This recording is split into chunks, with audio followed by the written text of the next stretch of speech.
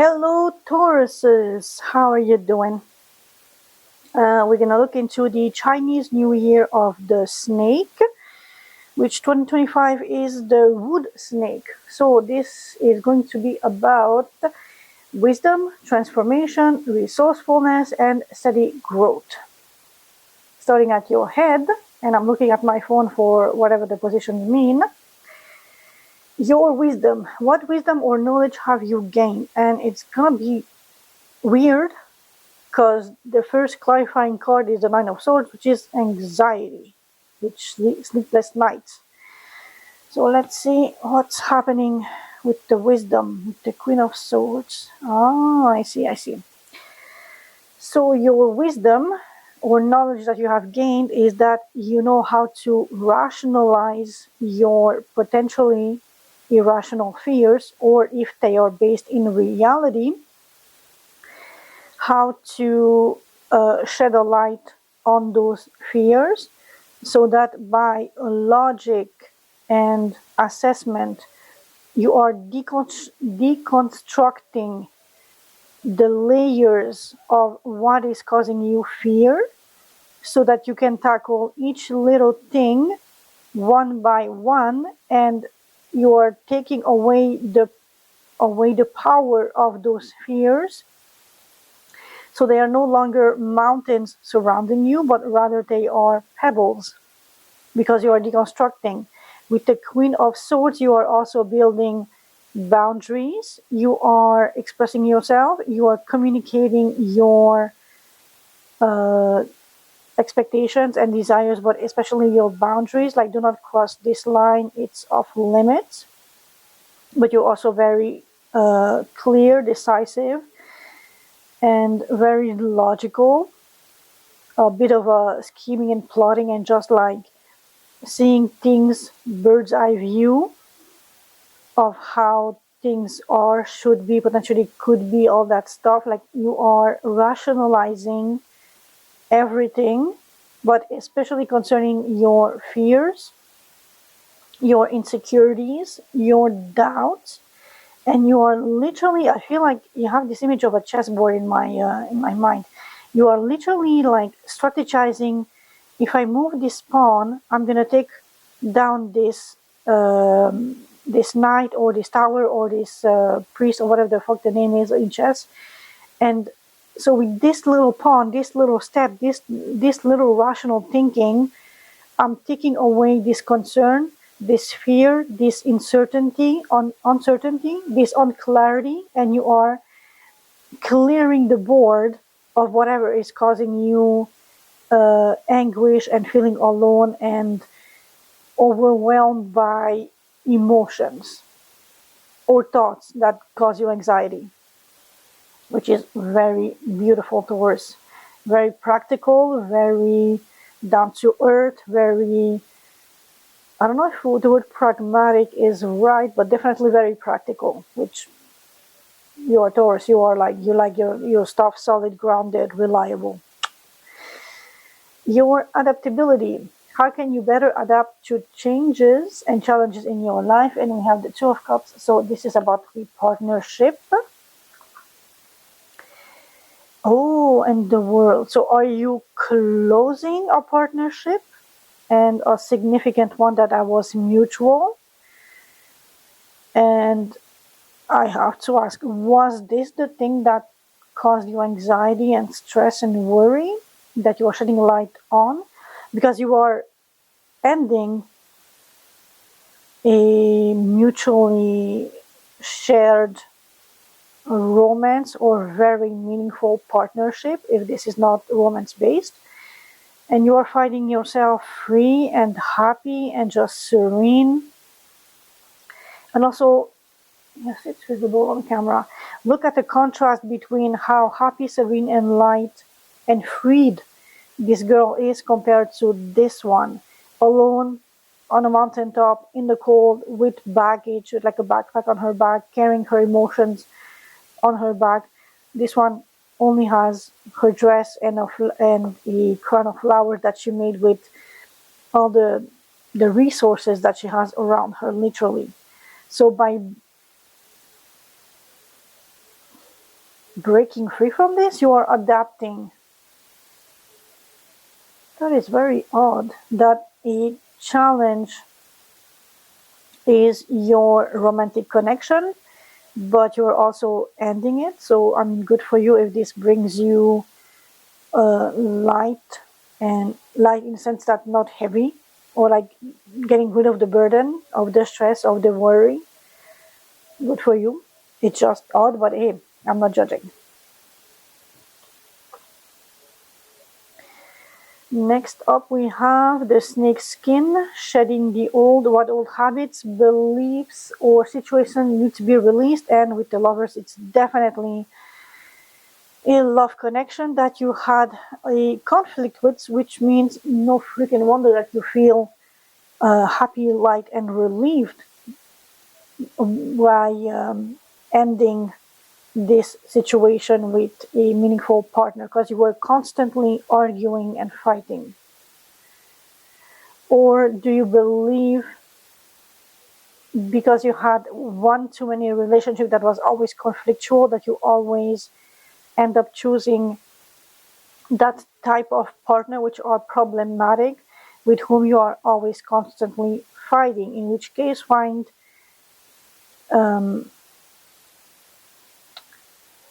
have a conversation with yourself and analyze what you find attractive in those people, if they have like the same key features or patterns or the same background or whatever it is that makes them so appealing at first, but then as time progresses and the relationship grows and becomes significant and meaningful and important, you are finding yourself having to make tough choices because you are always and constantly arguing with each other. So, yeah, old habits, belief situations need to be released to make space for growth. And it's the constant bickering and argumentation and conflict, petty drama with your partner or people you are interested in at the romantic level, or who hold a very significant role in your life. This can be romantic, platonic, familial, sibling love. Like if it's your sibling or your parent that you deeply love, but you always constantly fight with them, try to find a middle ground to go back to a beautiful Two of Cups that is not tainted by the Five of Wands, bickering, drama, fighting, conflict. Everybody wants to have their sauce in the pot, and instead of being a spaghetti sauce, it's gonna be a trash bin sauce. Snake's eye, your focus, justice. You want things to be fair and just and honest and clear, and you are definitely gonna put your foot down and make things happen in a way that both parties are satisfied, but there is an overwhelming sense of justice and righteousness and clarity and balance. Justice usually pops because something was not balanced out. If there was conflict and fighting and bickering and drama and selfishness in your relationship, you are putting your foot down and you are like, listen, Missy or Mister, this is how it's going to be. You're gonna do this, I'm gonna do that. You're gonna do this, I'm gonna do that. We're gonna find a middle ground and we're gonna work on this, and we're gonna both put the same equal amount of passion, fire, dedication, and strive into this to make it work. On the other hand, if this is not about the relationship that we just covered in the previous cards, if this is a work situation, you are also using the same stamina to bring forth justice. I want to be acknowledged, I want to be recognized. I'm putting all this work, I'm managing, I'm delegating, I'm doing more than my fair share, and I'm not being recognized. So I want either a raise or praises, whichever you fancy more. You are also very dedicated to your work and bringing fairness to the work environment with the King of Wands, which is, yes, I'm going to do the work, but it's going to be fair and honest. No shady business, no shady deals. Nobody is working overtime and not getting paid. It's going to be by the book, and it's going to be fair and honest and legit and recognized.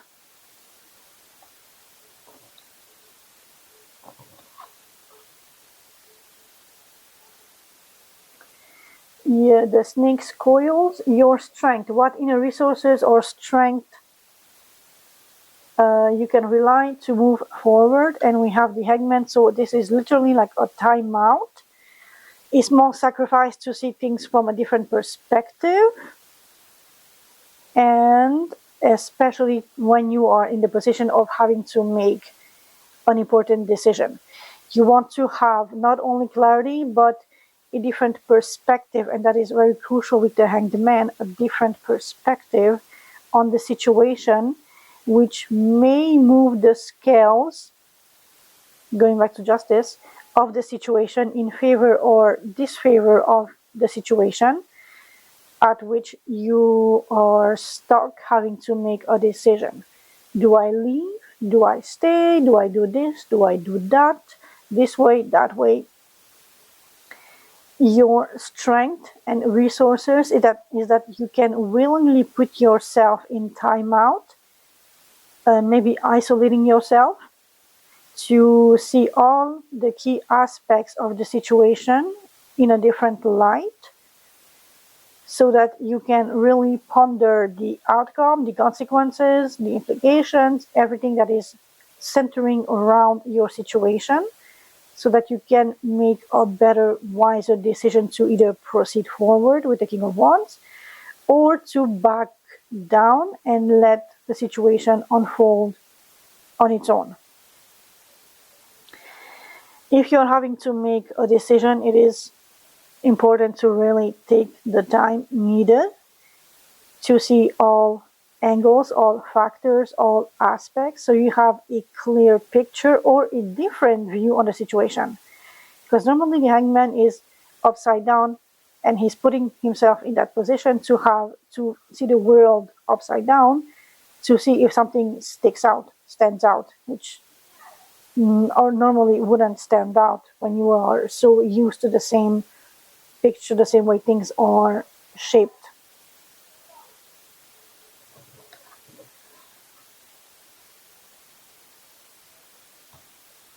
The wood element, growth and nurturing. What areas of your life needs nurturing and patience to grow? Which, this is almost ironic, since we have the Eight of Pentacles, which is patience and dedication and putting in the work and the effort and the time to nurture something. And the Two of Swords, you're purposefully not making a decision, which if we go back to the Two of Wands here, I'm going to put the Hangman to context.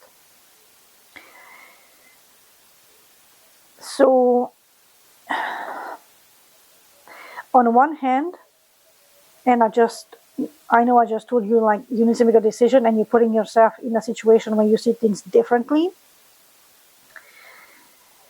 You need more time to make that decision. And if you are dilly-dallying for the sake of dilly-dallying and just stalling for time, not good. You need to not make a decision right now until you gather all the resources, all the knowledge, all the not perfectionism, but to reach a level where you feel comfortable making that decision. The Eight of Pentacles really reinforces the message of the Hanged Man.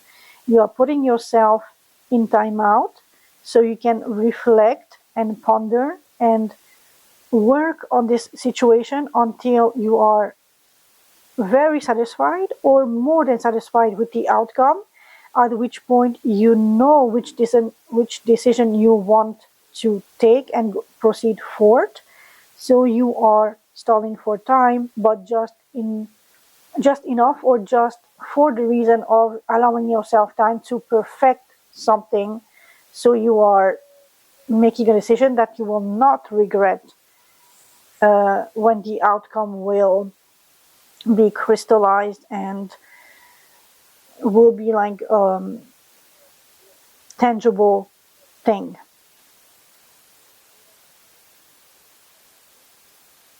The snake's venom, your challenges. What potential challenges or hidden threats should you be aware of? And the Seven of Wands is having the higher ground on the situation, looking out from above, seeing what's coming at you, being a little defensive. And this is especially concerning your finances, your money, your comfortable assets that you can depend upon.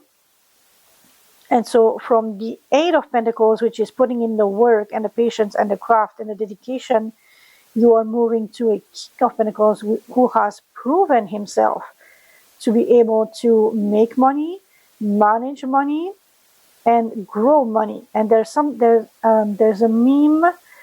I'm going to try to insert it if I found it. It's actually, give me just a tiny second. I have saved the picture because it was very much King of Pentacles energy for me in that meme. Oh yeah, here it is. Making money is a skill. Maintaining money is discipline. Multiplying money is an art. That is where the King of Pentacles resides at. With the Eight of Pentacles, you are making and maintaining through discipline and upping and growing and multiplying. With the King of Pentacles, you are multiplying but exponentially compared to the Eight of Pentacles. So you have the advantage here as a challenge, but you are very resolute and very in the know how to protect and how to fructify. So it shouldn't be a threat to you because you're in a secure position, but if somebody is coming at you for your finances, be on the lookout, obviously. Don't accept shady businesses, shady deals, get rich quick scams. Always have a lookout on your current situation and the potential future situation, and be defensive if somebody is a little too aggressively wanting you to fund their idea or to lend money or any such things.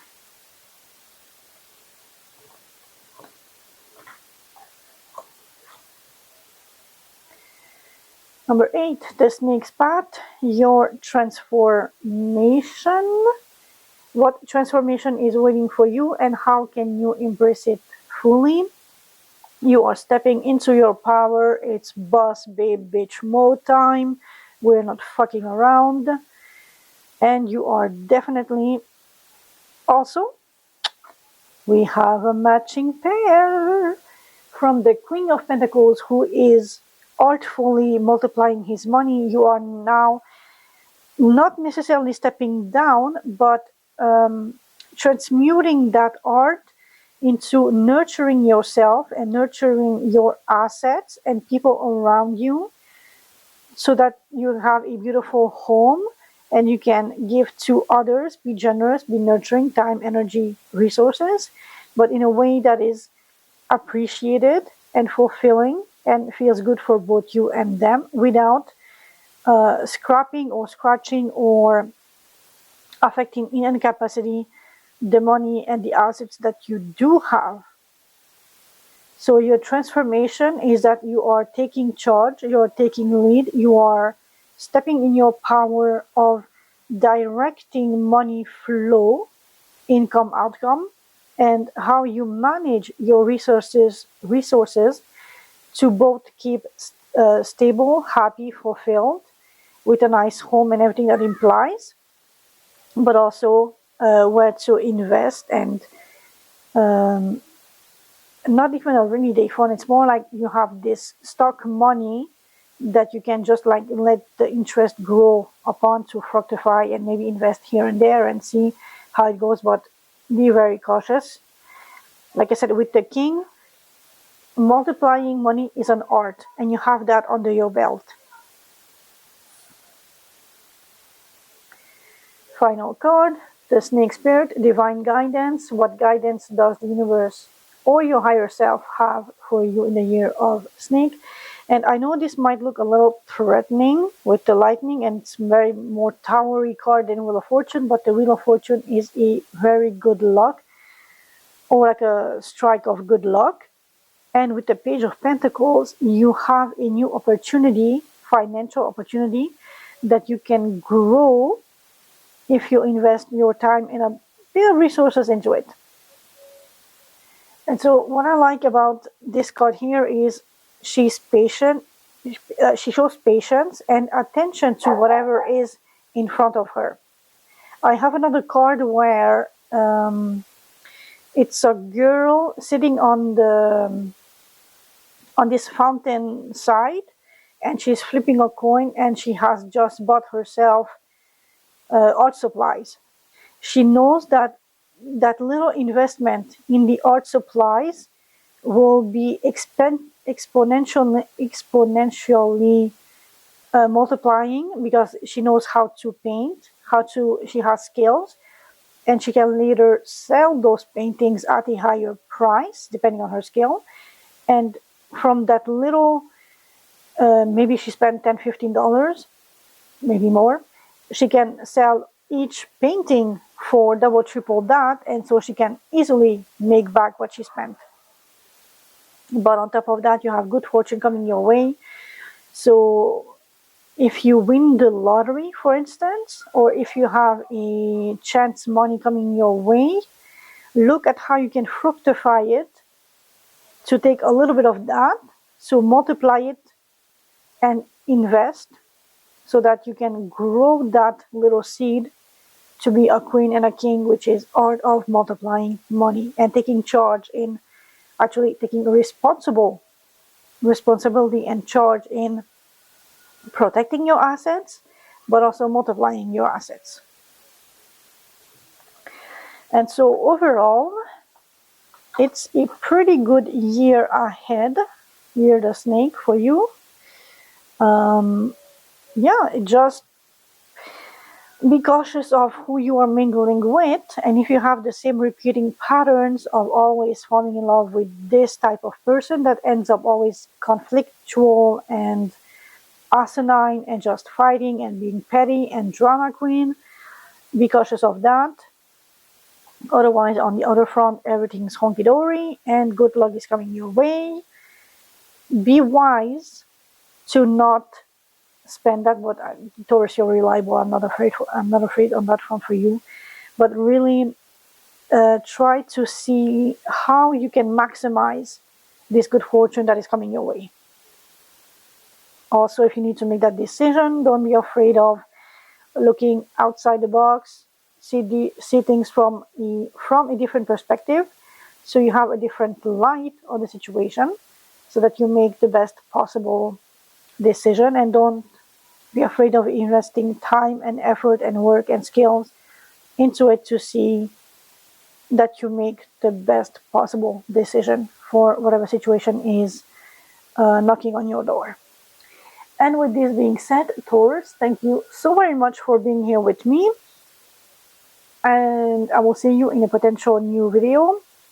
We are going back to the Vitruvian Man, and then your strength and weaknesses. Happy New Year of the Snake. Ciao, ciao.